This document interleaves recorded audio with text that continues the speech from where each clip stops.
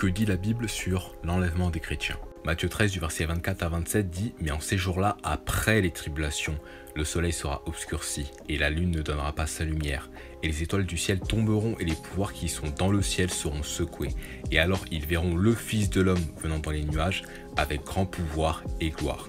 Et alors il enverra ses anges, et il rassemblera ses élus des quatre vents, depuis la partie la plus éloignée de la terre jusqu'à la partie la plus éloignée du ciel. » Une seconde fois, et en rejoignant Matthieu 24, la Bible dit que l'enlèvement de Jésus-Christ, c'est-à-dire sa seconde venue, se passera après les tribulations et toujours dans le même sens. Ces jours de tribulation font référence à la grande tribulation des chrétiens qui vont se passer lorsque l'Antichrist va se révéler lors du jour de l'abomination de la désolation. C'est ce que les versets précédents veulent vous faire comprendre, du verset 14 à 19.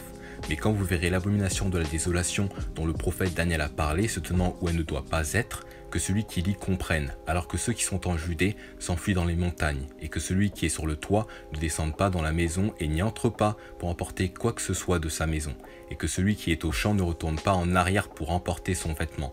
Mais malheur à celles qui seront enceintes et à celles qui allaiteront en ces jours-là, et priez que votre fuite n'arrive pas en hiver, car en ces jours-là il y aura une affliction telle qu'il n'en a pas eu de semblable depuis le commencement de la création que Dieu a créée jusqu'à maintenant, et il n'y en aura plus. Dans ce chapitre, Jésus explique clairement et chronologiquement les événements qui vont se passer avant sa venue. C'est pour cela qu'il fait une allusion avec les temps et les saisons par rapport au figuier. C'est ainsi que les versets suivantes, 28 et 29, disent « Maintenant apprenez une parabole du figuier. Quand sa branche est encore tendre et pousse des feuilles, vous savez que l'été est proche. Vous de même, quand vous verrez arriver ces choses, sachez que cela est proche, c'est-à-dire aux portes. » Et bien sûr, dernière chose, Jésus parlait bien à tout le monde, il ne parlait pas que aux disciples. C'est pour cela qu'à la fin du chapitre, il vous dit bien au verset 37, « Et ce que je vous dis, je le dis à tous, veillez. » J'espère vous avoir aidé et que Dieu vous bénisse.